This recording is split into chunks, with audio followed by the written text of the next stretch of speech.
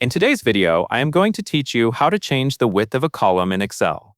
This is a simple adjustment, but it can make a big difference in how easy your worksheet is to read.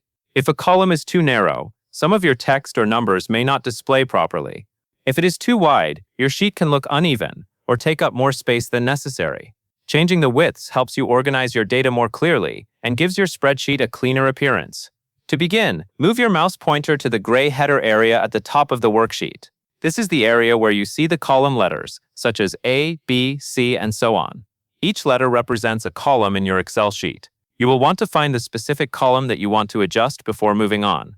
Once you have located the correct column, place your mouse over the right border line of that column letter. For example, if you want to change column A, you will move your pointer to the line between A and B in the header area. As you hover over that border, watch your cursor carefully. It will change into a double-sided arrow.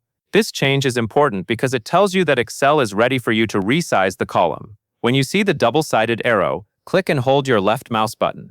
Keep the button pressed as you drag your mouse left or right.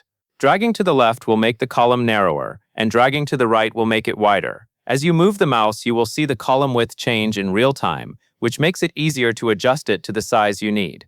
Try to make the column wide enough so your content fits comfortably, but not so wide that it creates too much empty space. A small, careful adjustment usually gives the best result.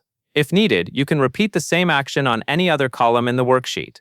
This method is quick, direct, and useful when you want more control over the layout of your spreadsheet. Once you do it a few times, it becomes very easy to remember and even faster to use during everyday work in Excel. That covers everything you need to know.